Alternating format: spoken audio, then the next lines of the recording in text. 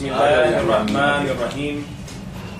मुअज़्ज़ज़ ख़ातीन व हज़रात, मैं हूँ आपका मेज़बान मियां ताहिर और हम पेश करते हैं आपके लिए प्रोग्राम फतावा ऑनलाइन, और ये पेशकश है मरकज़ुल हरमैन अल इस्लामी फैसलाबाद पाकिस्तान की।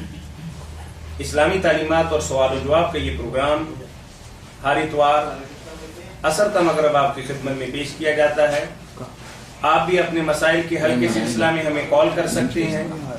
कॉल करने के लिए हमारा टोल फ्री नंबर है 0800-117777।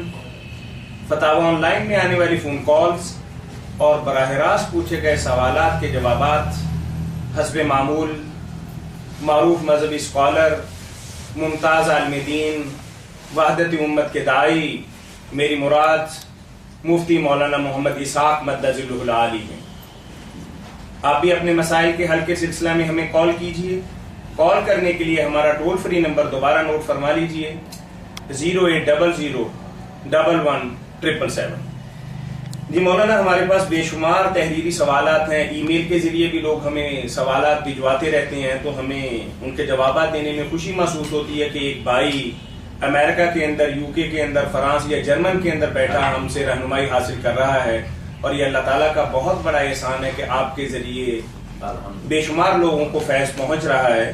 तो इसी सिलसिला में एक भाई ने हमें दुबई से मेल की है, जिसमें वो कहते हैं कि किसी बच्चे ने अपनी सौतेली माँ के साथ थोड़ी सी बात तहजीबी की। तो मैं बात पूरी कर नहीं सकता, आप समझ गए हैं मेरी बात, आपने मेल पढ़ भी ली है। तो इस हवाला से उन्होंने पूछा है कि अब वो उनकी वालदा या उनके वालिद का अपनी बीवी के साथ क्या ताल्लुक बरकरार है या नहीं बरकरार। इस सिलसिला में कुरान और सुन्नत की रोशनी में जो भी हुक्म है वो वाज़ेह फरमा दीजिए। और भी लेंगे जी। अस्सलामु अलैकुम व रहमतुल्लाह।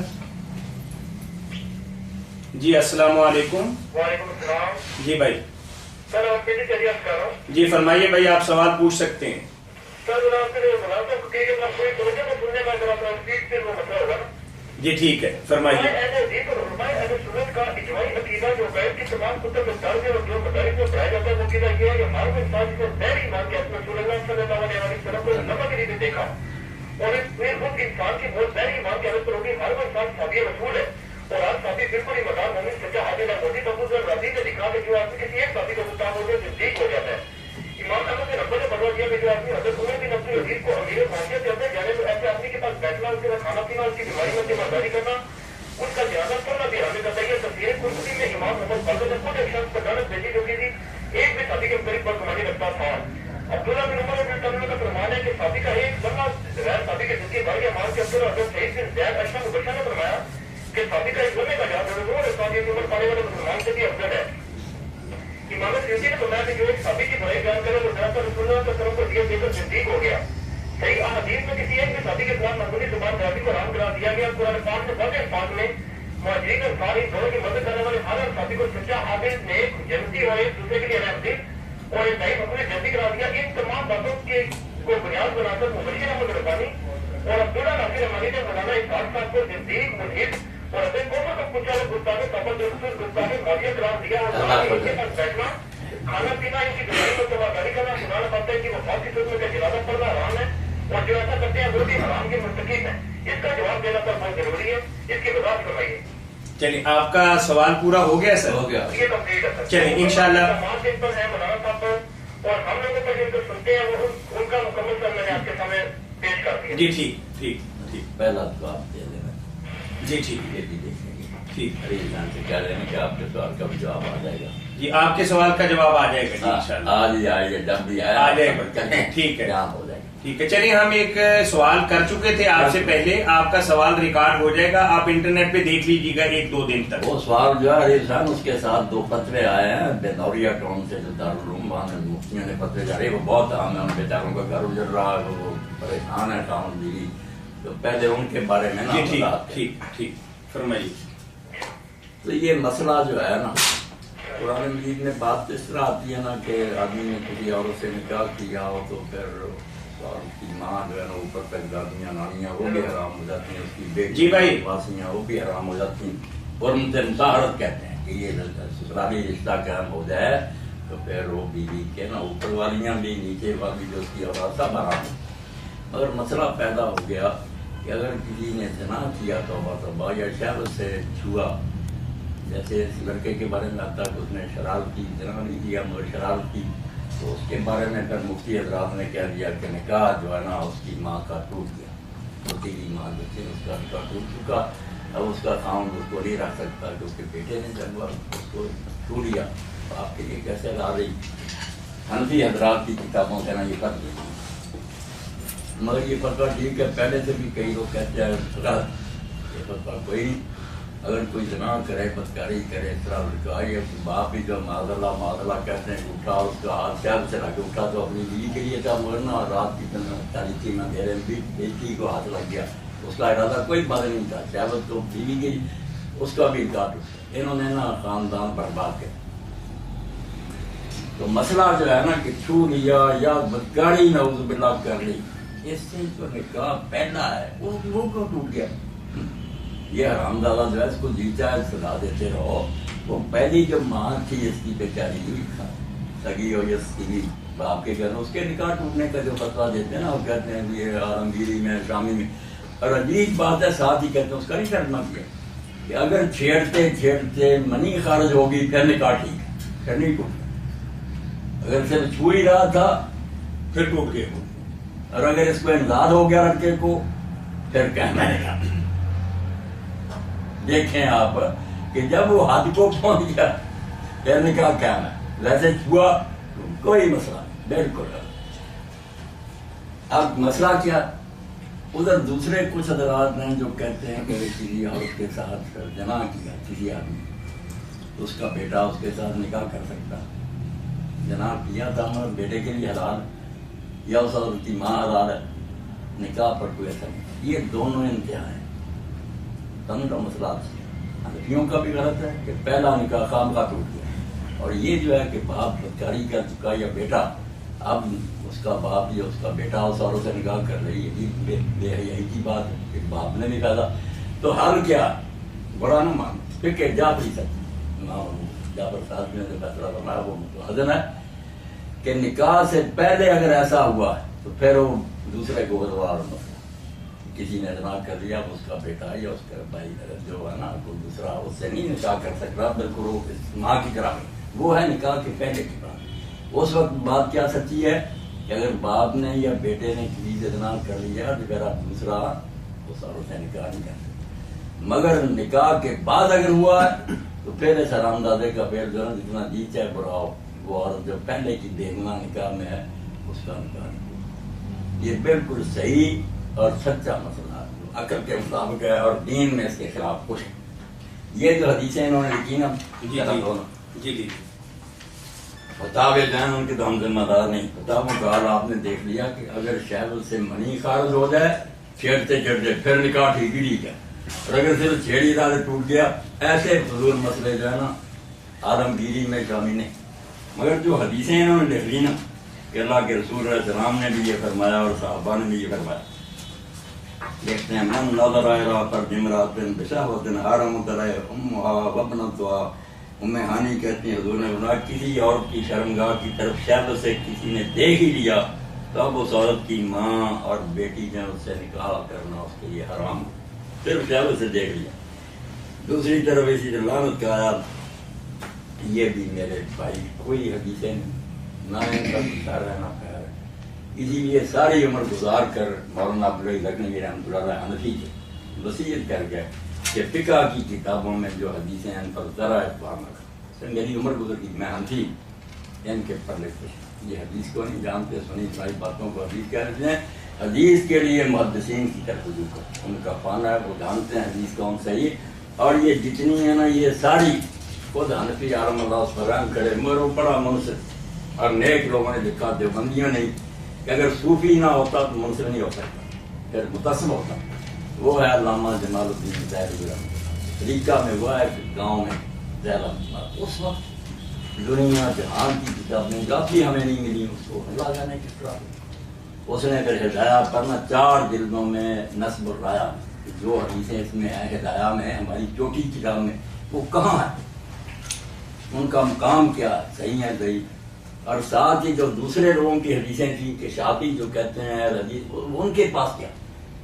اتنا انصاف کیا کہ دوسرے فریقوں کی حدیثیں بھی ڈھونڈ کر لے گیا اور اپنی بھی لکھی، جو نہیں ملی اس کو کارنامہ دے. یہ نہیں دنیا کی کسی کتاب میں موجود.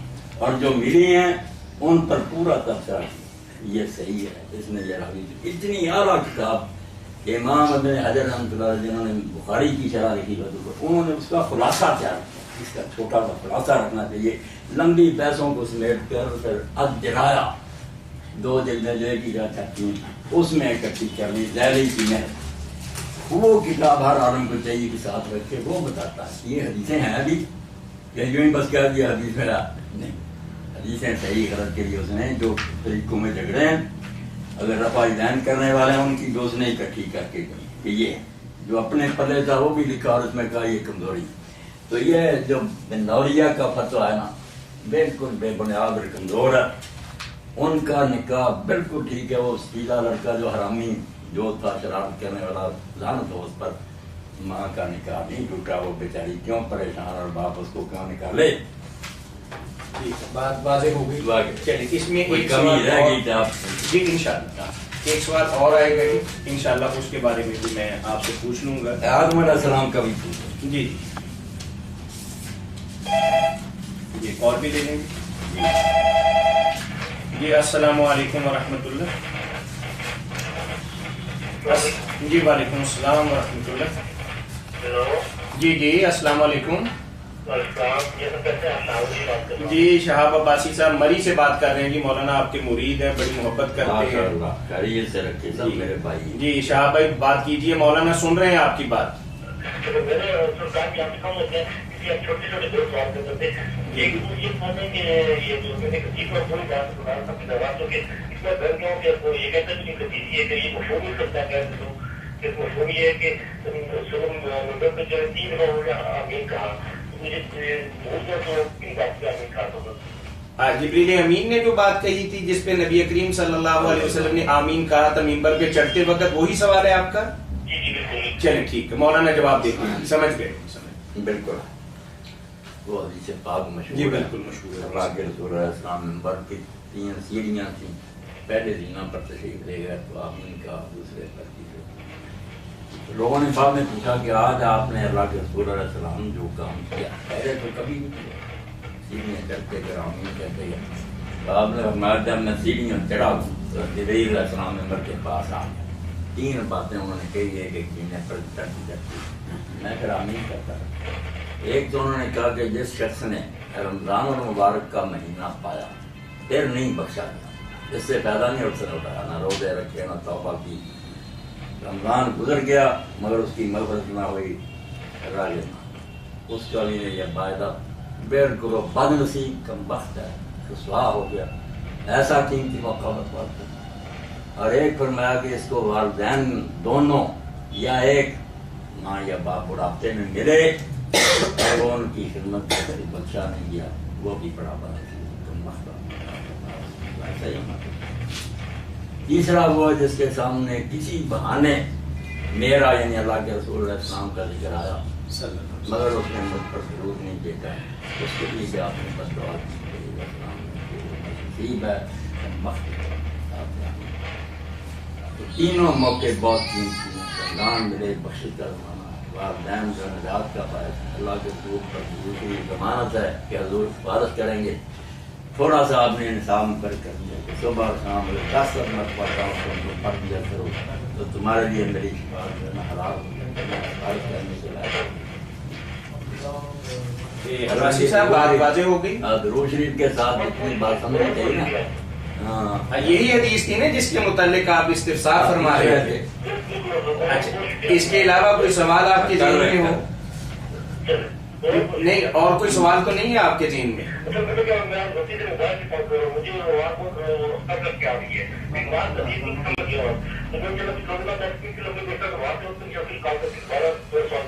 جی انشاءاللہ ٹھیک. چلیے بارک اللہ. چلیے بارک اللہ. ایک سوال یہ دوست نے بھیجا ہے. کال لے لیں پہلے. جی السلام علیکم ورحمۃ اللہ. جی سن رہے ہیں آپ کی بات, تھوڑا اونچا بولیے, آپ کی آواز آ رہی ہے ہم سے. اچھا, میں اسد اقبال بات کر رہا ہوں اسلام آباد سے. جی جی, مولانا سے کتنا سوال کرنے کی اجازت ہے؟ آپ کر لیں, ایک آدھ تو کریں گے نا کم از کم. زیادہ سوال کرنے میں بخاری صاحب خلل دماغ کا نتیجہ ہوتا ہے. ایک وقت میں زیادہ نہ کریں, بس حد سے حد تین کے اندر ہی رہا کریں, پھر تو کام بڑھ جاتا ہے نا. بہت سارے لوگ مشتاق ہوتے ہیں کہ وقت ملے تو ان کو وقت نہ دینا یہ بھی ظلم ہوگا نا آپ کا. آپ بس تھوڑے سے کر لیں, پھر دوسرے بھائیوں کو موقع دے. ٹھیک, پوچھیے بھائی. اچھا مولانا, ایسا ہے کہ میں نے آپ کی کافی ویڈیوز دیکھی, کافی لیکچر سنے, تو اس میں سے کچھ سوال پیدا ہوئے ہیں. اول تو یہ کہ آپ نے یہ جب وضو کے بارے میں جو ہے کام فرمائے تھے, اس میں آپ نے ایک حدیث کا حوالہ دیا حضرت عائشہ رضی اللہ عنہا کے حوالے سے. جی جی, وہ سن رہے ہیں آپ؟ ہاں ہاں بالکل سن رہے ہیں سر, بالکل سن رہے ہیں. اس میں آپ نے کہا کہ انہوں نے جو سوری کر کے دکھایا وہ محرم کے سامنے تھا اور آپس میں پردہ تھا, لیکن ایشو یہ ہے کہ آپ نے کہا تھا کہ ناف سے لے کے گھٹنے تک پردہ ہے, اور یہ آپ نے ساتھ یہ بھی کہا کہ ہماری جتنی بھی محرم ہوتے ہیں ان کے لیے پردہ اتنا ہی ہے. تو یہ مجھے کافی حیرت ہوئی ہے, اس کے لیے تھوڑی وضاحت فرما دیجیے گا, کیونکہ میں نے تو جتنے بھی اہل سنت کے علماء کو سنا ہے انہوں نے یہ نہیں کہا, انہوں نے کہا کہ گردن سے لے کے پاؤں تک پردہ تھا اس طرح کا. تو وہ تھوڑا سا بیان فرما دیں. دوسرا سوال سر یہ ہے کہ ایک پہ رہیے تاکہ. جی ٹھیک ہے. ٹھیک ہے, آپ جن لوگوں سے ملے انہوں نے یہی کہا کہ سر سے پاؤں تک کا, گردن سے پاؤں. کیونکہ حدیث میں ایسا کچھ نہیں ہے کہ پردے کی مقدار کیا تھی, صرف یہ ہے کہ سر پہ پانی ڈالتے دیکھا, تو ایک نیز کے باقی سارا پردے میں تھی, تو اور سر دیکھنا محرم کے لیے اجازت ہے, لیکن آپ نے کہا کہ نہیں ہاتھ سے دیکھیے, اور پھر آپ نے ساتھ یہ بھی کہا کہ محرم عورت کا پردہ ہی اتنا ہے. یہ کافی حیرت انگیز بات. آپ سنیں, میں نے اس واقعہ کے بارے میں نہیں کہا, دوبارہ سنیں کہ اس وقت حضرت عائشہ رضی اللہ تعالیٰ سے ناف سے گھٹنوں تک تو پردہ تھا, یہ نہیں بات ہوئی. وہ وضاحت کی ہے کہ وہ دونوں جنہوں نے سوال کیا تھا نا وہ محرم تھے. تو محرم کے بارے میں میں نے بتایا تھا, یہ جو نا علماء اگر بتاتے ہیں انہیں مل گیا کہ گردن سے لے کر پاؤں تک پردہ تھا, بسم اللہ, پردہ تو درمیان میں تھا. بات یہ سمجھائی تھی کہ اگر اس سے زیادہ بھی بدن ننگا ہو نا آپ کا, تو محرم عورتیں جو ہیں ان کا جو پردہ ہے وہ وہی جب مرد کا مرد سے پردہ, ناف سے گھٹنوں تک یہ دیکھنا محرموں کے لیے حرام ہے. باقی اگر ضرورت کے تحت گھر میں اگر دوپٹہ اتارا ہوا, قمیص جو ہے چھوٹی یہاں تک بازو ننگی ہے, ٹینڈیاں ننگی ہیں, یہ آپ کہتے ہیں سارے اہل سنت, نہیں سب اہل سنت مانتے ہیں, بلکہ اہل سنت میں سے جو بہت پکے ہیں نا اہل حدیث, وہ تو اس سے بھی زیادہ کہتے ہیں, اس کا میں ذکر نہیں کروں گا کہ محرم کا بہت تھوڑا پردہ, زیادہ نہیں چھیڑنے کی ضرورت. محرم بہت بڑی بات ہے. محرم کے بارے میں جو بری نگاہ کرتا حرام تھا نا, وہ محرم عورت ہے جس سے نکاح حرام ہے. حنفی حضرات یہ کہتے ہیں, ان کا کہنا یہ ہے کہ یہ سینے سے نیچے پیٹ, بطن اور ظہر جو ٹوسٹ ہے اور یہ ران ہے, یہ صرف ننگی ڈھاکنی ہے.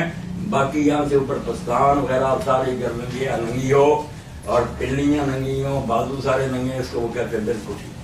اور دلیل قرآن سے بیٹا دیتے ہیں نا. بخاری صاحب بات بھی سنے نا, اور ڈاکٹر اسرار صاحب کی بات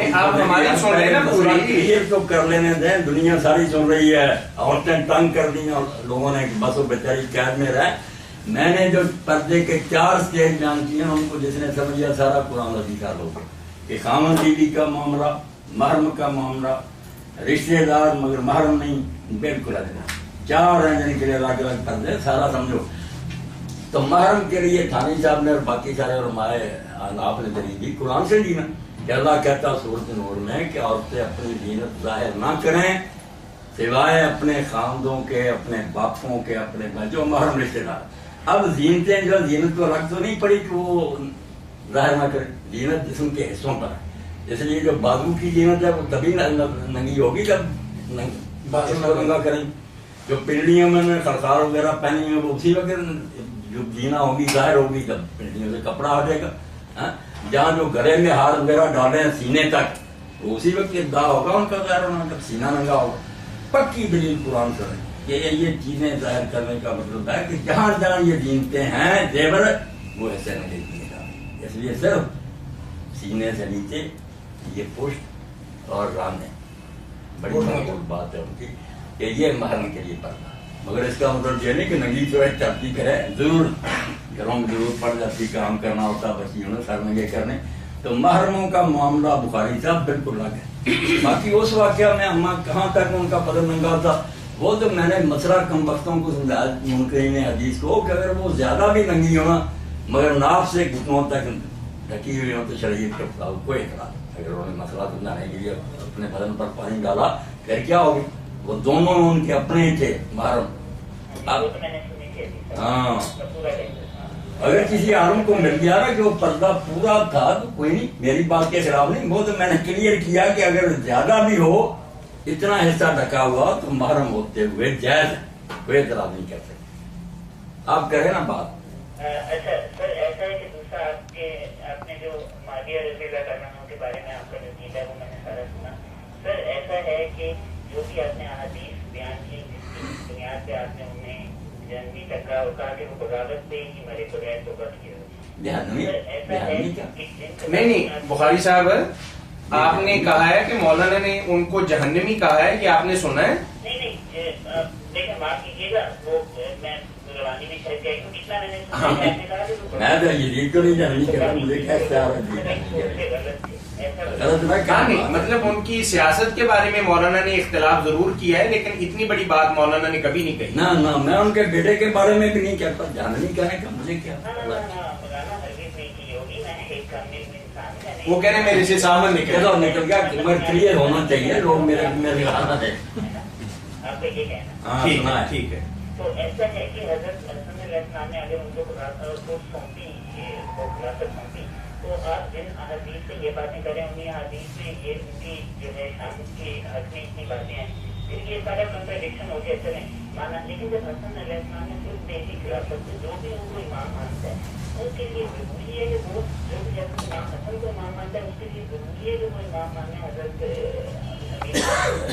کیونکہ یہ آپ اپنے امام سے بڑھ کے کیسے بول جائیں گے؟ آپ چلو بخاری صاحب تھوڑی سی بات کیا کریں، میں ساری فوراً سمجھ آتا ہوں آپ کیا کہنا چاہیے۔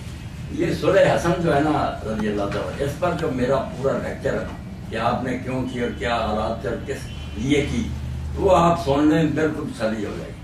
صدیوں سے لوگ گمراہ کر رہے ہیں کہ حسن نے خلافت چھوڑ دی اس لیے یہ خلیفہ بن گئے، نہیں۔ مولا علی قاری کہتا جس نادان نے کہا کہ حسن کے دستبرداروں سے معاویہ خلیفہ ہو، غلط کہتا۔ حدیث پاک میں آیا کہ یہ بادشاہ ہے اور بادشاہ بھی ظالم ہے، ملک عزوز کا حضور نے حسن کی جو ہے نا چھوڑنا کوئی انہوں نے پلیٹ پر رکھ کے نہیں کی، پہاڑوں جیسے لشکر کھڑے تھے، حسن تو جنگ کے لیے گیا تھے، مگر جب انہوں نے رشوت دے دی ان کے کمانڈروں کو اور جھوٹی افواہ پھیلا دی کہ کیس تو قتل ہو گیا کمانڈر ان چیف، لشکر میں گڑبڑ پڑ گئی۔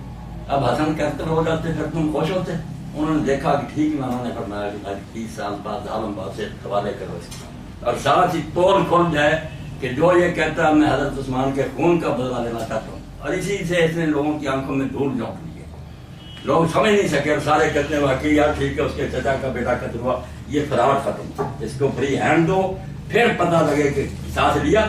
20 سال حکومت کی قصاص کسی سے نہیں لیا، بلکہ حضرت عثمان کی بیٹی فاطمہ روئی جب مدینہ گیا اس نے چچا جس بات پر تم نے فساد کھڑے کی اور آپ اس کا نام ہی نہیں رکھا، کہنے لگا آرام سے بیٹھ، اب بھی لوگ اگر مجھ پہ میرے مجھے ہوئے ہیں تو دل سے سب ناراض، مجھے پتا میری حکومت کو نہیں پسند کرتے، تم نئے سے ایسے فساد شروع کرنا چاہتے، صرف حکومت چھینی۔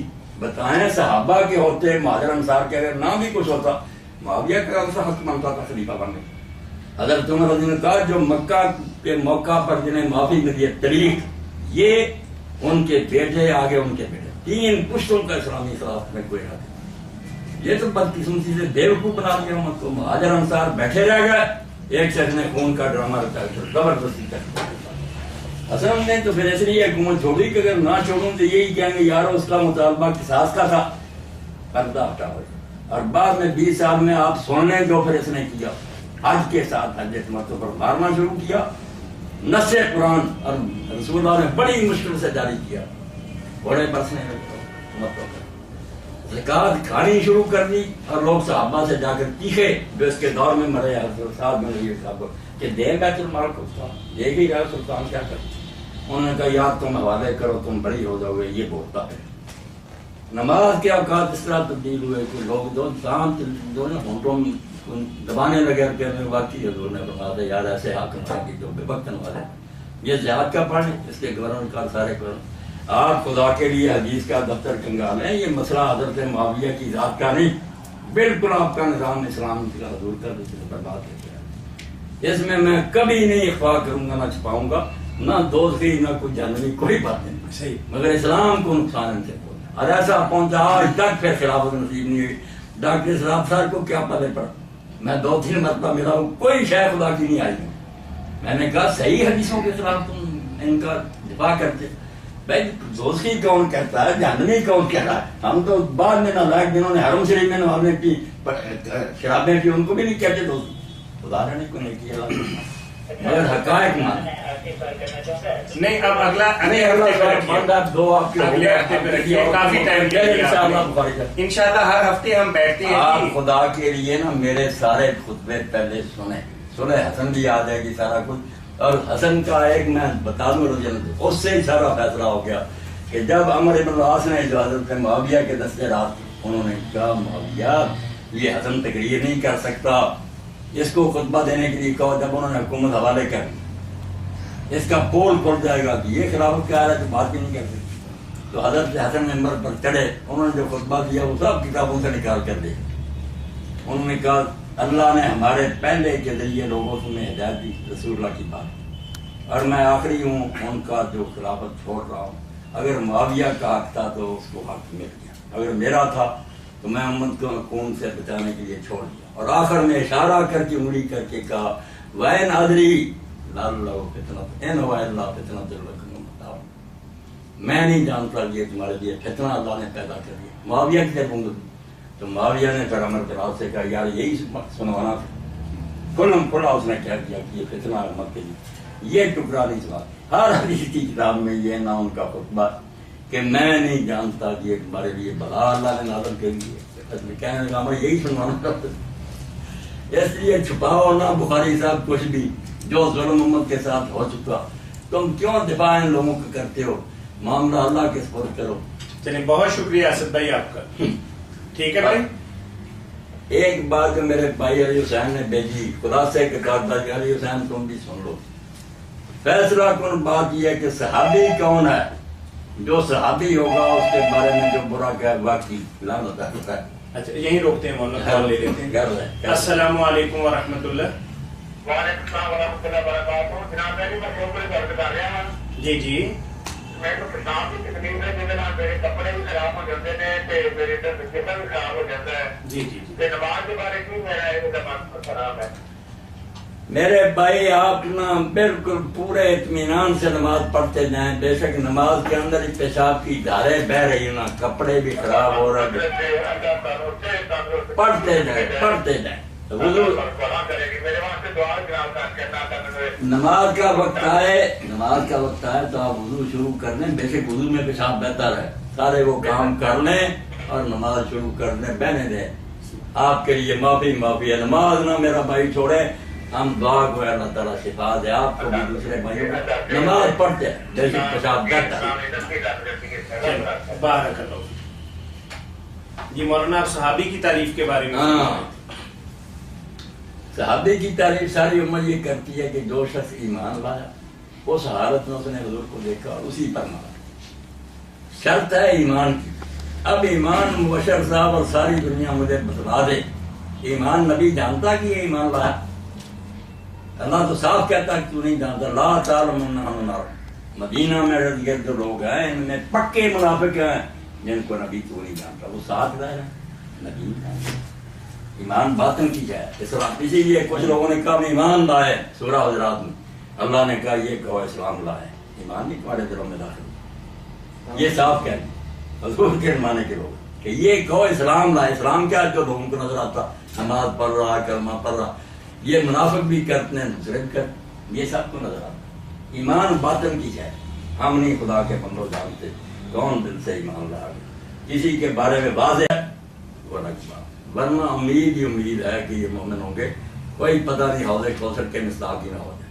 یہ کڑوی بات ہے کہ میں حوض پر ہوں گا، میرے صحابہ کی جماعت آئے گی، میں ان عارف ہوں یار وہ مجھے پہچان لیں گے، میں انہیں پہچان جانے پہچان، ثم یحار بینی و بین، پھر میرے ان کے درمیان پردہ ہو جائے گا، میں عرض کروں گا اللہ کدھر؟ جہنم۔ آپ کہیں گے آؤ صاحب یہ تو میرے اصحاب، اللہ کہے گا انک لا تدری ما احدث بعدک، آپ نہیں جانتے آپ کے بعد انہوں نے کیا کرتوت کی۔ پھر آپ نے فرمایا میں عیسیٰ علیہ السلام والی بات کہوں گا کہ جب تک میں ان میں تھا میں ان کے حالات سے باخبر تھا جب تک نہیں اٹھا. اس لیے بھائی صحابی ہونا ثابت ہو جائے، غیب کی خبر مل جائے، پھر برا کہ شیعہ میں آپ سب پتانا، مگر اس کا فیصلہ کون کرے کہ اندر سے ایمان ہے. نبی علیہ السلام سے حدیثوں میں آتا ہے لوگ کہتے تھے آپ کے زمانے کے لوگ کہ فلاں بندہ جو ہے نا اللہ کے رسول اس کو قتل کرے. آپ نے فرمایا وہ گواہی نہیں دیتا کہ اللہ ایک ہے محمد اللہ کے رسول ہے. وہ کہنے لگا صحابی کہتا بلا بڑا شاد تھا تو پڑھتا ہے کلمہ سے مگر اس کے کلمے کا کوئی اعتبار نہیں. آپ نے فرمایا نہیں پڑھتا، فرمایا پڑھتا ہے مگر اس کی نماز کا کوئی اعتبار نہیں. آپ نے فرمایا بس تو ظاہر میں دو کام کرتا ہوں، ان کو قتل کرنے سے اللہ نے مجھے روکا ہے، معاملہ اللہ کے سپرد. اندر سے وہ کیا یہ کہہ یہ ایسی بات ہوگی جو ایٹم بم ہے. ایمان کا پتہ دو تو خدا سے پتہ کر رہا ہے کہ اندر سے ایمان رکھتا. باقی جو عام اصولی باتیں نا جو ایمان آیا نیک عمل یہ کلیے تو بیان ہوتے ہیں. اب کون ایمان لایا نیک عمل اس کا فیصلہ تو قیامت کو سب کے لیے آتا. ان الذین آمنوا وعملوا الصالحات بلکہ رضی اللہ عنہم آیا سورہ بینہ میں کہ جو لوگ ایمان لایا نیک عمل کی اولئک هم خیر البریہ، یہ سب سے بہتر مخلوق ہیں. اولئک جزاؤہم عند ربہم جنات عدن تجری من تحتہا الانہار خالدین فیہا ابدا رضی اللہ عنہم ورضوا عنہ ذلک لمن خشی. ان کا بدلہ جنت ہے جس میں یہ ہمیشہ رہیں گے. اللہ ان سے راضی ہو گیا. یہ سارے ایمان والوں کے لیے، مگر اس میں یہاں تک اترے گا کون کہ ایمان اور نیک عمل. یہ تو قیامت کے دن نظام بتائے. اللہ نے فہرست جاری کی کہ یہ بندے اصول بیان کیا جو ایمان لائے ہجرت کی. آپ دیکھ رہے ہیں جو آدمی ہجرت کر کے مدینہ آیا مہاجر میں کیا صحابی تھا. اگر حضور نے جو خطبہ دیا جو ہم شروع میں پڑھتے ہیں کہ نیت پر عملوں کا دارمدار وہ اس کے بارے میں دیا. آپ نے فرمایا جس نے ہجرت کی اللہ رسول کی خاطر اس کی اللہ رسول کی خاطر ہجرت سے معلوم.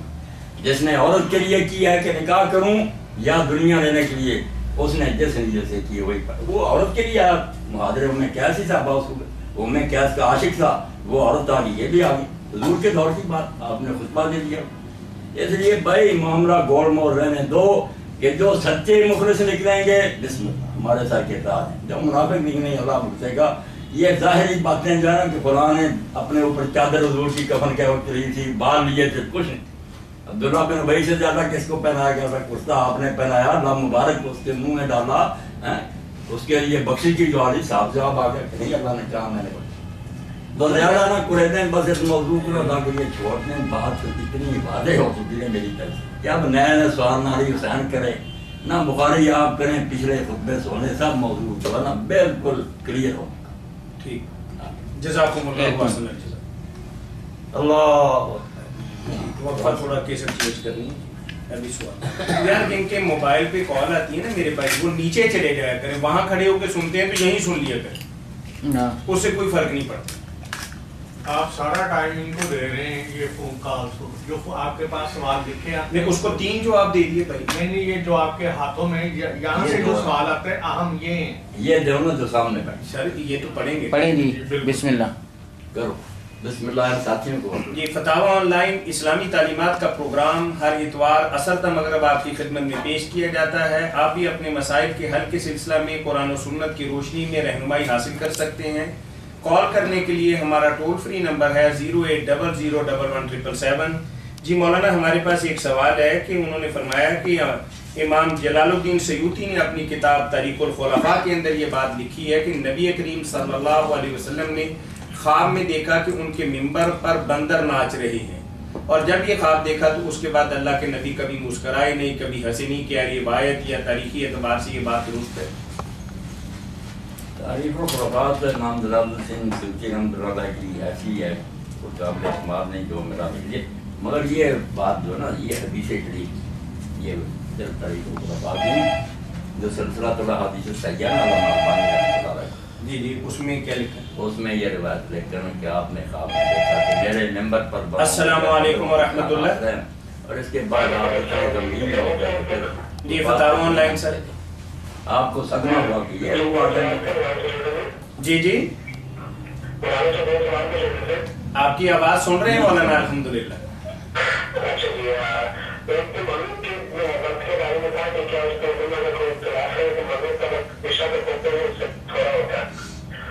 اور دوسرا تھا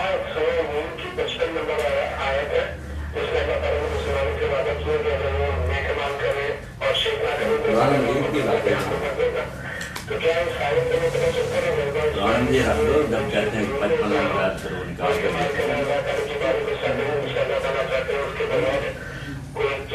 ٹھیک ہے. یعنی آپ کا پہلا سوال یہ ہے کہ نماز مغرب کا وقت کہاں تک ہے، یہی سوال ہے نا سر آپ کا؟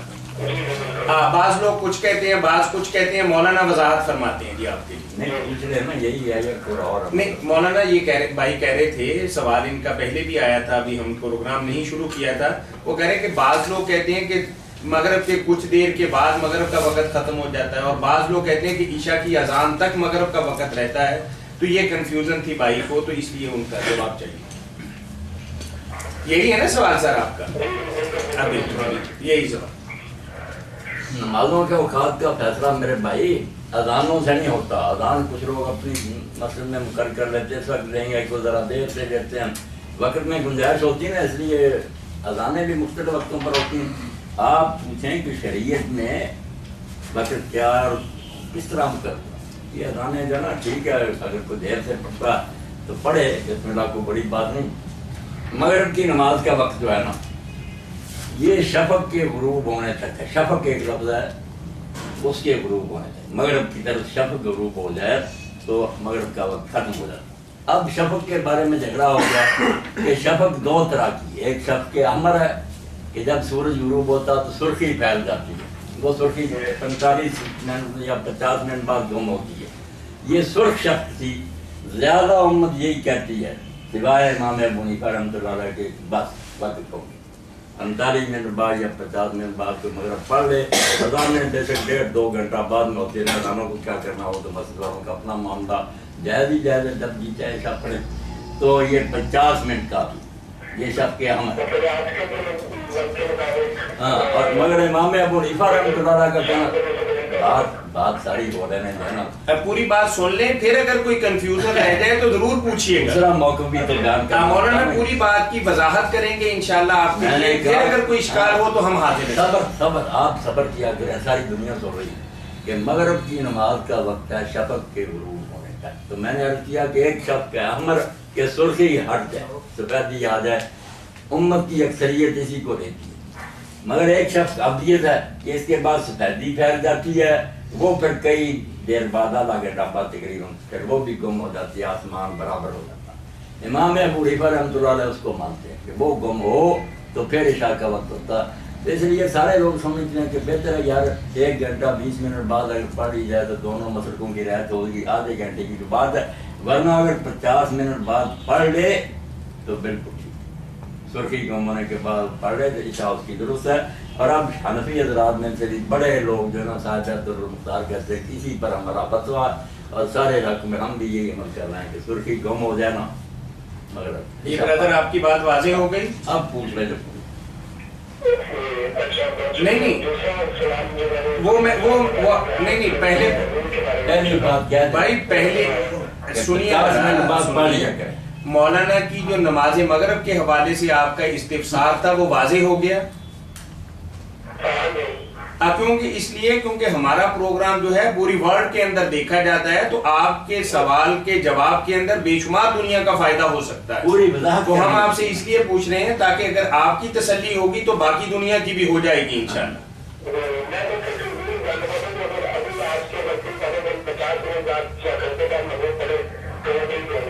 بالکل نماز ٹھیک ہے، عشاء ٹھیک ہوگی. جی مولانا آیت نمبر 55 سورہ نور کے حوالے سے یہاں ہے جی، انہوں نے پوچھا ہے. پوچھیں جی سوال آپ کا سن لیا جی. اب مولانا اس کے حوالے سے میں نے نہیں سنا. اچھا ٹھیک ہے، آپ دوبارہ سوال دہرائیے گا جی. ایک صدر کے میں نے نہیں سنا، میں نے نماز سورۃ نور کی آیت نمبر 55 کے حوالے سے آپ نے ایک استفسار کیا ہے، وہ بتائیے کیا پوچھنا چاہ رہے ہیں.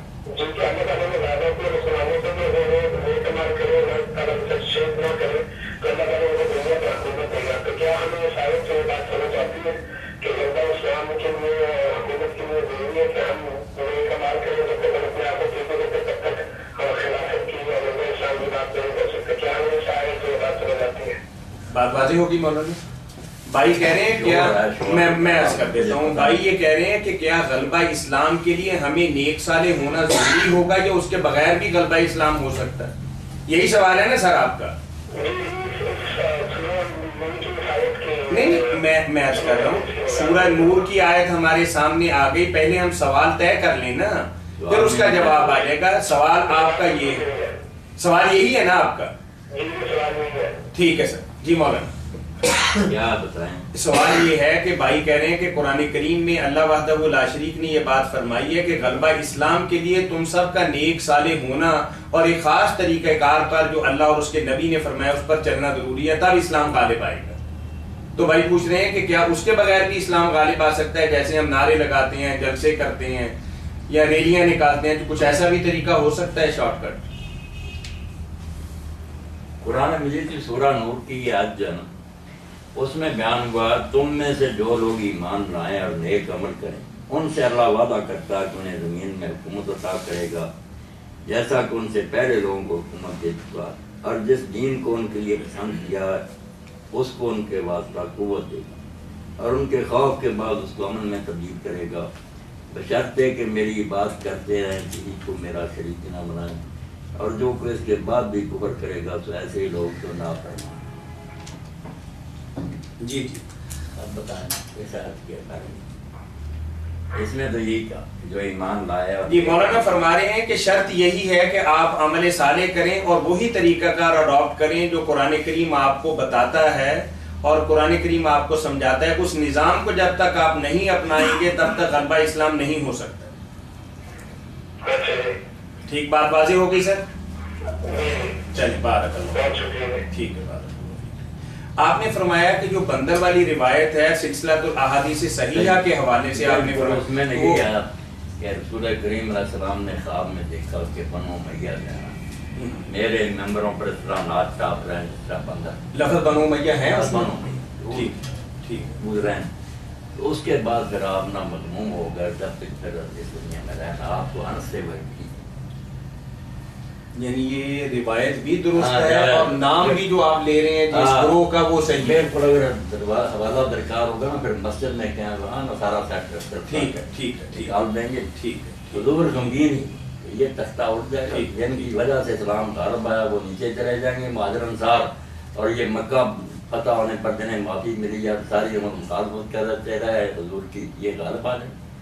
بات تو صدمے کی تھی. چلیں ٹھیک ہے. جی مولانا ایک روایت کے حوالے سے آپ سے استفسار کیا ہے لیکن یہ انہوں نے بھی حاشیہ پر لکھ دیا.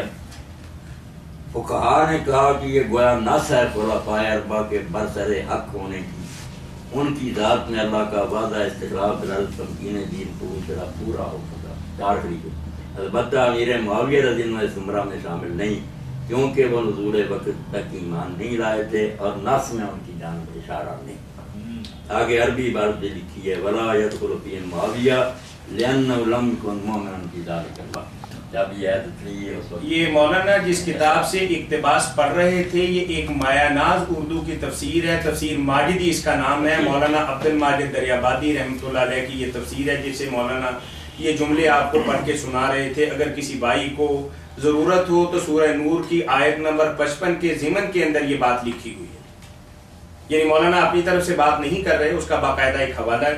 مولانا ایک روایت کے حوالے سے آپ سے استفسار چاہتے ہیں، بات سورہ نور کے حوالے سے پوری ہو گئی تھی. یہ ہے کہ حضرت امام باقر فرماتے ہیں کہ نبی کریم صلی اللہ علیہ وسلم کی رحلت مبارکہ کے بعد سوائے 4 صحابہ کے سارے اسلام سے مرتد ہو گئے تھے، اور 4 صحابہ کرام کا انہوں نے نام لکھا ہے کہ حضرت علی مرتضیٰ رضی اللہ تعالیٰ عنہ، ابو ذر غفاری رضی اللہ تعالیٰ عنہ، سلمان فارسی اور ایک مقداد بن اسود. یہ 4 صحابہ کرام کا نام لکھا ہے اور روایت کے حوالے سے انہوں نے آپ سے پوچھا کہ کیا یہ روایت صحیح ہے؟ میں نے صحیح کیا کہنا یہ جو کافی جلد کی کتاب روزہ میں نا شیعہ حضرات کی بڑی مستند کتاب ہے، مگر اس کا بیان کرنے میں ہم اہل سنت والوں شیعہ کہتے ہیں کہ 4 کے سوا سارے اسلام سے مرتد ہو گئے. ایسا کوئی آپ ان کی رجال کی کتابیں دیکھیں نا زیادہ نہیں. علامہ مامکانی کی تنقیح الانکار دیکھ لیں، بہت صحابہ کے ساتھ حسن نیک صفا سب چلے جائیں، مرتد کوئی نہیں. باقی جو مرتد کا لفظ آیا روایت بھی اتنی کو مضبوط نہیں. مرتد ویسے اپنی کتابوں میں نظام الاعتبار میں علامہ دہلوی نے ٹھیک ہے غلطی ہے مگر لکھی مرتد ہو گیا. چلے پہلی بات تو یہ ہے کہ روایت صحیح نہیں. چلے جزاکم اللہ حسن. بات جو سمجھنے نہیں بہت ضروری ہے، شیعوں کو بھی سمجھنا چاہیے سنیوں کو کہ مرتد کا لفظ صرف اسلام سے نکلنے والے کے لیے نہیں بولا جاتا. جو اسلام چھوڑ دے وہ بھی مرتد، مگر ایک ارتداد ہے ان الاستقامت۔ ابن حجر رحمۃ اللہ علیہ فرماتے ہیں جو وہ حوض کوثر پر آئیں گے نا، اگر وہ مرتدی ہو گئے ہوتے تو حوض کوثر پر نہ آتے، ٹھیک ہے دوزخ کی طرف لے جائے گا مگر بری حرکتوں کی ہے۔ مگر لفظ وہاں بھی ہے لم یزالوا مرتدین علی اعقابہم منذ فارقنا، جب سے آپ انہیں چھوڑ کر کے آئے یہ اس وقت سے مرتد ہوتے تھے۔ لفظ مرتدی ہے ان صحابہ کے لیے، مگر وہ کہتے ہیں ایک ارتداد ہے اسلام ہے، اسلام سے نکل جانا، ایک استقامت سے پیچھے یعنی قیام دائم نہ رہنا۔ حضور کے دور میں جو ہے نا پختہ اتنے اس طرح تو ہماری حدیث کی کتاب میں آتا ہے کہ سوائے ابن عمر کے صحابی کہتا کہ میں ہر صحابی کے بارے میں بتا سکتا ہوں کہ اس کو دنیا جو ہے نا اس نے اپنی لپیٹ میں سارے کسی سوائے عبداللہ بن اس کو دنیا کو بڑا نہیں کر سکتی، اب وہ ایک ہی بچاتے ہیں۔ یہ ہے استقامت سے ہٹا کہ پہلے جیسا پکڑو درویشی، ٹھیک ہے فتوحات ہوئی، مال آیا، پھر حالات بن گیا، اسی لیے حضرت ابوبکر غفاری پیٹ پڑے کہ یار یہ رسول اللہ کے زمانے میں درویشی تھی، کیا گئی مدینے میں، اب یہ کیا ہوگا۔ تو یہ نقطہ یاد رکھنا ہے کہ مرتد اگر کہیں آئے تو مراد السلام علیکم ورحمۃ اللہ نہیں رہ جاتے ہیں۔ یہ تو حضور نے خود فرمایا تھا کہ میں تمہارے لیے بچاؤ ہوں، یہ ہو گیا ریکارڈ، جب میں چلا جاؤں گا صحابہ میں فتنے یہ ہو گیا ریکارڈ، صحابہ بعد والوں کی یہ بچاؤ یہ چلے جائیں گے تو بعد والوں میں اور فتنے آئے، یہ قدرتی بات۔ اللہ کے رسول کے زمانے میں جو دین کی حالت تھی وہ نہیں بعد میں رہی۔ ٹھیک ٹھیک، یہ ارتداد استقامت، یعنی مطلب صحیح اسلامی اصولوں پہ مضبوطی کے ساتھ قائم نہ رہنے کو بھی آپ ارتداد ان کہتے کو ہیں۔ جو شیعہ نے کہہ دیا نا کہ یہ مرتد نہیں ہوئی، یعنی پختہ ہے، مطلب کیا کہ یہ حضرت علی کے ساتھ ہے، حضرت ابوبکر کی بیعت جب انہوں نے نہیں کی 6 ماہ تو یہ بھی انہوں کے ساتھ، ان کے ساتھ انہوں نے بیعت، اس کو کہتے ہیں کہ یہ بچے ہیں۔ باقی اسلام نہیں چھوڑا، نمازیں سب پڑھتے تھے، روزے رکھتے تھے۔ جی السلام علیکم، جی السلام علیکم ورحمۃ اللہ۔ بس جی چلیے، یعنی آپ نے یہ بات بتا دی کہ علامہ ذہبی نے بھی اپنی کتاب کے اندر اس بات کو لکھا ہے، لیکن یہ بات جو ہے وہ بایا ثبوت تک نہیں پہنچتی، اور ارتداد کا آپ نے ترجمہ یہ کیا کہ ایک تو ہے کہ دینی اسلام سے پھر جانا، یہاں وہ مراد نہیں، اس کا معنی یہ کہ ان کے استقامت نہیں رہی، ورنہ اس حدیث بخاری میں بھی یہی حدیث آپ کے بعد نا مرتد ہوتے چلے گئے، لفظ مرتد ہی ہے، حالانکہ وہ حوض کوثر بھی پہنچتے ہیں۔ ٹھیک ہے، آخر میں چلیے آدم قریشی صاحب ہیں جی، ایک ہمارے بھائی یو کے میں، اور انہوں نے میل کے ذریعے ہمیں ایک سوال بھجوایا ہے۔ انہوں نے کہا کہ اللہ تعالیٰ نے ایک آدم کو پیدا نہیں کیا تھا، یہ بے شمار آدم پیدا کیے تھے جن کی اولادیں آج دنیا کے اندر پھیلی ہوئی ہیں۔ جی السلام علیکم ورحمۃ اللہ۔ جی وعلیکم السلام، بخاری بات کر رہا ہوں۔ جی بخاری بھائی ٹھیک ہے، جی اللہ کا شکر، السلام علیکم۔ جی وعلیکم السلام۔ ہلو، جی سن رہے ہیں آپ کی بات، کہہ رہے بات اچھا میرا سوال یہ ہے مولانا صاحب کہ طلاق کے مسئلے کے حوالے سے کہ آدمی کہتے ہیں کہ اگر ایک شوہر سے بیوی کو طلاق دے دے اور وہ طلاق پایا رہ جائے، مطلب کہ اس کے باوجود کی کوئی گنجائش نہ رہے، تو اس کے بعد بھی اگر وہ شادی کرنا چاہے تو ان کا ڈائریکٹ نکاح ہو سکتا ہے۔ تو لیکن یہ آپ کا جو نظریہ ہے قرآن پاک کی جو سورہ بقرہ کی آیت نمبر 230 ہے اس کے مخالف نہیں ہے، مطلب اس میں تو اللہ تعالیٰ نے فرمایا ہے کہ اگر کسی عورت کو طلاق ہوئی ہے تو اس کے لیے لازمی ہے کہ وہ کسی اور دوسرے خاتون سے نکاح کرے، اس کے بعد وہ کسی شوق پہ حلال ہوگی۔ آپ کی بات ٹھیک ہے، میری بات قرآن کے خلاف اور میرے منہ پر ماری ہے بات۔ اصل یہ قرآن کو ہی سمجھنے میں، حدیث پاک کو سمجھنے میں لوگ غلطی کر گیا کہ اللہ تعالیٰ نے جو کہا تھا نا کہ 2 مرتبہ وہ آدمی رجوع کر سکتا ہے، یا اگر رجوع کی مدت گزر بھی جائے تو دوبارہ ڈائریکٹ ان کا نکاح ہو سکتا، اس کو یہ سمجھ لیا نا کہ بس آج کہہ دیا طلاق یہ دونوں مرتبے ختم ہو، اس کا کیا فائدہ ہو؟ جو شریعت کا منشا تھا کہ اگر وہ رجوع کرنا چاہے آگے آتا تو وہ اتنی عمر تک رجوع کا حقدار ہے، تو معلوم ہوا وہ طلاق ہے جس میں اللہ تعالیٰ نے گنجائش رکھی ہے کہ اگر سوچنا چاہیں تو وہ اسی طرح ہو سکتی ہے کہ وقفوں سے، تاکہ وہ نا اگر عقل آ جائے تو سوچ سکے۔ اب اس میں زیادہ امت نے یہ کیا، بہت سمجھنا زیادہ رہتی تو یہ کیا کہ 1 مہینے ایک دے دے، اگلے حیض کے بعد پاک کو دوسری دے دے، پھر حیض آئے پھر پاک کو تیسری دے دے، اس کو 3 سمجھ لیا۔ کچھ نے تو یہ سمجھ لیا اکٹھی 3 دے دیں، وہ تینوں کچھ نے یہ مہربانی کی، یہ تو نہیں مہینہ بعد، مگر یہ بھی بے بنیاد بات ہے، مہینے سے کیا پیدا ہوا۔ میں جو کہتا ہوں سب سے الگ کہ کہ ایک طلاق دینے کے بعد طلاق دے ہی نہیں سکتے جب تک اس کو دوبارہ بیوی نہ بنائے یا رجوع کرے. اگر مدت گزر گئی ہے تو اس سے دوبارہ نکاح کرے, پھر کبھی موقع آئے گا تو دوسری طلاق دے. ورنہ مہینہ کے بعد صرف مذاق ہی ہے کہ وہ عدت گزار رہی ہے, تم طلاق شدہ اور اس کو طلاق دیتے, کیا فائدہ اس کا؟ تو مسئلہ اصل میں سمجھنے کے لیے گہرا, یہ زندگی کے لیے 3 چانس, ایک طلاق, ایک نکاح میں ایک طلاق دی, 3 ماہ تک یا 3 حیض تک رجوع کر سکتا, اگر گزار دیا نکاح کر سکتا, جب نکاح کر لیا یا رجوع کر لیا تو دوبارہ بیوی بن گئی, اب پھر موقع ملے گا کہ پھر کبھی ناراض ہوگا دوسری طلاق دے سکتا, پھر بھی یہی رہے گا اس مدت تک رجوع دوبارہ. 3 چانس زندگی میں اس نے پورے کرنے, الگ الگ رجوع کر کے بیوی بنا کر, پھر وہ بات ہے کہ وہ اور کسی اور سے نکاح کرے, ڈرامے کے طور پر نہیں جس کو حلالہ کہتے ہیں. یہ حلالہ سوچنے والوں پر اللہ کی فرشتوں کی لعنت, اتنی بےزتی عورت کی, پہلے اس نے طلاق دیا اور کو دیتے ہوئے اور شرطیں بھی لگا دی کہ جوان آدمی, بچہ نہ ہو, بوڑھا نہ ہو, جو پوری طرح جمع نہ کر سکے اس سے نہیں حلال ہوتی, اچھی طرح عورت کو بےزت کر, شرم کرو.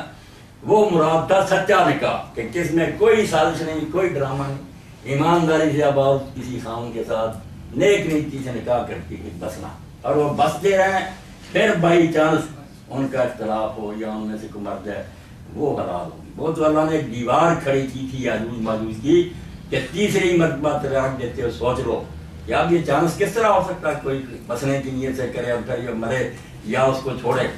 جو سازش کے طور پر کرے کہ پہلے ہی نیت ہے چھوڑ دینا, وہ نکاح وہ تو جنا, آپ اس کا نام بیسک نکاح رکھے, وہ نکاح کوئی نہیں, عین جنا نکاح وہی ہے جو نیت ہے محسنین غیر مسافرین, کہ عیاشی نہیں کرنی ہمیشہ کے لیے اس کو بیوی بنا کر, بعد میں بائی چانس بے اتفاقی ہو جائے ولا کا ہنگامی رات ہے, پہلے ہی نیت بات یہ نکاح کوئی. اس لیے زندگی بھر میں 3 موقع الگ الگ کہ طلاق دی ایک ہی, پھر رجوع کرے یا دوبارہ اس سے نکاح. یہ بخاری صاحب یہاں ایک نقطہ چھوٹا سا میں واضح کر دوں, شاید اس کو سمجھنے میں تھوڑی غلطی ہوگی یا ہمیں سمجھانے میں غلطی ہوگی. مولانا نے یہ فرمایا کہ آپ نے اپنی بیوی کو خدا نہ خواستہ ایک طلاق دی اور رجوع کی مدت گزر گئی اور آپ نے رجوع نہیں کیا, اور اس کے بعد آپ دونوں تجدید نکاح کے ساتھ دوبارہ میاں بیوی بن سکتے ہیں. یہ بات ہے, یعنی جو قرآن کریم کی آیت مبارکہ کا آپ نے حوالہ دیا ہے نا, وہ تو 3 طلاقوں کے بعد ہے, یعنی محدثہ طلاق ہے. یہ 3 طلاق الگ الگ, جو پہلی طلاق کے بعد اگر آپ نے ٹائم میں رجوع نہیں کیا تو دوبارہ میاں بیوی بن سکتے ہیں, یعنی رجوع کا آپ کا حق ختم ہو گیا, آپ کی بیوی اپ گریڈ ہوگی, اب اس کی رضامندی آپ کے نکاح کے لیے ضروری ہے. یہی بات ہے نا مولانا؟ 2 مرتبہ تو رجوع یا رجوع نہیں تو تجدید نکاح, تجدید نکاح اس طرح 2 مرتبہ ہو سکتا ہے, تیسری مرتبہ پھر زندگی میں دے گا پھر. یہ بخاری سے بات واضح ہو گئی, بات ہے کہ وہ عورت, ہاں تو پھر ٹھیک ہی بات ہے نا, کوئی غلط بات ہے. امام ابن تیمیہ خود لکھتے ہیں کہ بہت سے مالکی اور بہت سے شافعی عالم یہی کہتے ہیں کہ جتنی جی چاہے طلاقیں لگاتار دیتا جائے, ایک وقت میں وہ اثر نہیں کرے گی, وہ ایک ہی رہے گی جب تک وہ دوبارہ اس کو بیوی نے فتاوی میں لکھا ہو. اس لیے اس فتوے کو لینا بری بات ہے. اسلام کے وہ فتوے لو جس سے لوگوں کے گھر آباد ہے. چلیے راشد بخاری صاحب بہت شکریہ آپ کا, جزاک اللہ. بات واضح ہو گئی سر؟ جزاک اللہ, ٹھیک ہے جی ہوئی ہے. مولانا وہ آدم قریشی صاحب کا سوال میں دوبارہ دہراتا ہوں. قریشی صاحب کا سوال میں نے سمجھ لیا کہ حضرت آدم علیہ السلام کے بارے میں پوچھتے ہیں کہ ایک ہی آدم اللہ نے پیدا کیا یا بہت سے آدمی پیدا کیے, کیونکہ وہ کہتے ہیں, کچھ لوگ کہتے ہیں نہیں ایک آدمی کی نہیں بات, بہت سی جماعت پیدا کی تھی. یہ ساری باتیں بالکل بکواس ہے. آدم ایک پراپر نام ہے, ایک آدمی ایک اکیلا جس کا نام آدم ہے, جس طرح محمد ابراہیم نوح ایک آدمی ہے. ان اللہ اصطفیٰ, غلام پرویز بڑی ادھر ادھر کی باتیں کرتا تھا کہ آدم سے مراد بس آدمی ہیں, بے شک کروڑوں اللہ نے اکیلا پیدا کر دی. آدمیون جو کہنے لگے کہ آدم والے, آدم کوئی تھا نا جس کی وجہ سے آدمیون ہوئے, ورنہ ان کا کوئی اور نام ہوتا, نسبت کیوں ہوئی؟ اور پھر مان گیا کہ ایک جگہ تو قرآن کی ایسی جہاں مجبور ماننا پڑتا کہ نہیں اس نام کا کوئی خاص آدمی تھا. وہ یہی آتا ہے ان اللہ اصطفیٰ آدم ونوحا وآل ابراہیم وآل, یہاں کہتا ہے, یہاں تو صاف کہتا ہے اللہ آدم کو نوح کو اللہ نے چنا. بے بس ہو گیا لغات القرآن نہیں کہ نہیں, یہاں ایک ہی تو حقیقت میں ایک ہی آدم ہے جس کی وجہ سے ہم سب کہلاتے ہیں آدمی, آدم کی نسل.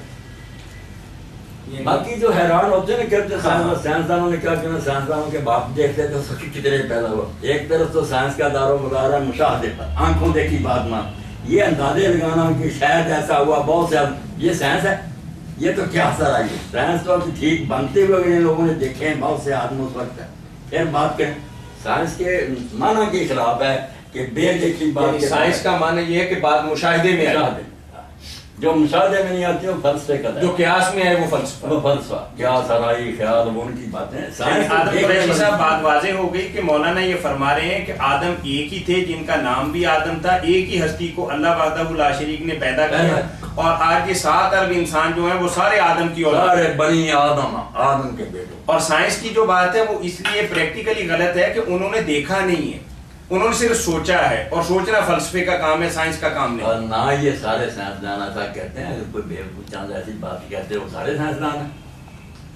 بہت سائنسدان مومن ہیں، مسلم ہیں، صحیح بات کو مانتے ہیں. ٹھیک ہے ٹھیک ہے جزاکم اللہ احسن الجزاء. آدم علیہ السلام کا تو حضور نے واضح فرمایا کہ جمعہ جمعہ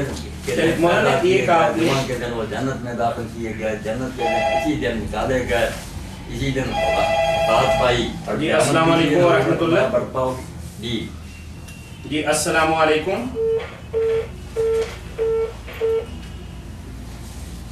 مولانا یہاں لکھا ہوا ہے کہ ایک آدمی نے اپنی بیٹی کو مطلب کچھ ہاتھ لگایا تو اس کے بارے میں بھی نکاح ٹوٹ جاتا ہے. وہی دو سوال بڑے بڑے، ایک لڑکے کی بات ہے. جی السلام علیکم ورحمۃ اللہ. مسئلہ ایک ہی. جی وعلیکم السلام ورحمۃ کوئی اللہ. نقصان نہیں پہنچتا یہ ہر طرف. جی الحمدللہ تشریف فرمائیں. میں پوچھیے. وعلیکم السلام ورحمۃ اللہ. اللہ تعالیٰ مہربانی میرا پوچھیں میری بہن. میرا سوال یہ ہے کہ قرآن پاک میں نے ایک جگہ پہ پڑھا ہے کہ کثیر آدم وَلَقَدْ جَرْبِهِ الْعَامِلُونَ، تو میں نے یہ پوچھنا ہے کہ یہ عاملون ہے یا عاملون ہے؟ کہاں پڑھا ہے؟ کس سورہ میں پڑھا؟ مطلب یہ سورہ نہیں ہے، یہ سورہ کی تفسیر میں لکھا ہوا ہے، ایک جگہ کثیر آدم لکھا ہوا ہے. تو کیا پڑھا؟ وَلَقَدْ جَرْبِهِ الْعَامِلُونَ. یہ دوبارہ پڑھیے بھائی جی. وَلَقَدْ جَرْبِهِ الْعَامِلُونَ. جربہ ہوگا جی کہ انہوں نے عمل کرنے والوں نے اس کا تجربہ کیا. یہ جربہ ہے؟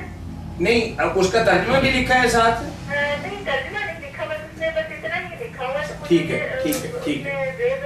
کچھ بھی نہیں ڈالا ہوا ہے، سمجھ نہیں لگتی کس طرح سے پڑھنا ہے. کوئی سورت کا حوالہ نہیں دیا انہوں نے؟ نہیں بولے میں تو تفسیر ہی کہیں لکھی ہوئی ہے، بس اتنا ہی. کسی وظیفے کے حوالے سے ہے بھائی جی؟ نہیں سمجھ گئے نا آپ. وہ میری بہن انہوں نے کسی آیت کے بارے میں لکھا ہوگا کہ اس کو اتنی بار پڑھا گیا یا اس طریقہ سے پڑھا گیا تو انشاءاللہ یہ مقصد حاصل ہوگا. ہمارے قرآنی کے علماء تفسیروں میں لکھتے ہیں نا، بڑی اچھی بات ہے. تجربے میں آ گئی بات، وہ کہہ رہے ہیں وہ اس میں پھر آتا ہے وَلَقَدْ جَرَّبَهُ الْعَامِلُونَ. عامل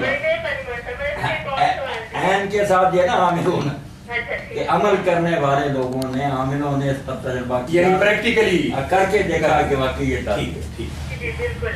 مولانا صاحب ایک دوسرا سوال کر سکتے ہیں؟ جی کر سکتے ہیں بہن، کیوں نہیں کر سکتے. مطلب اس طرح ہے کہ جو عمرہ بدن یا حج بدن کرتے ہیں، ایک تو اس کا صحیح طریقہ بتا دیں. دوسرا ایک ہمارے عزیز ہیں، انہوں نے اس طرح سے کیا ہے کہ ان کے والد صاحب کی خواہش تھی حج کرنا، یا تو وہ نہیں کر سکتے. ان کے فوت ہونے کے بعد ان کی اولاد ثابت ہوئی ہے کہ وہ کر سکتی ہے، لیکن ابھی ان کے پاس اتنا وقت نہیں ہے کہ وہ جا سکیں. تو انہوں نے والد صاحب کے نام کسی اور شخص کو عمرہ کرنے کے لیے بھیج دیا، پیسے بھی خود بھی نہیں ہے اس کو. تو یہ کیا طریقہ قبول ہو سکتا ہے؟ ہاں میری بہن بالکل قبول ہو سکتا ہے اگر ان کے پاس وہ خود نہیں جا سکتے، دوسرے کو خرچہ دے کر بھیج دیا تو بالکل ٹھیک ہے. جو یہ حج رہ گیا نا، یہ قرضہ بن گیا، تو بندوں کا قرضہ ادا کرنے سے اللہ کا اس لیے بیٹوں نے شاباش اللہ ان کا عمل قبول کرے اور والد مرحوم کو اللہ تعالیٰ جنت میں جگہ دے. بہت اچھی بات کر دے، بند کر دے تو بالکل ٹھیک کرا رہے. بس بس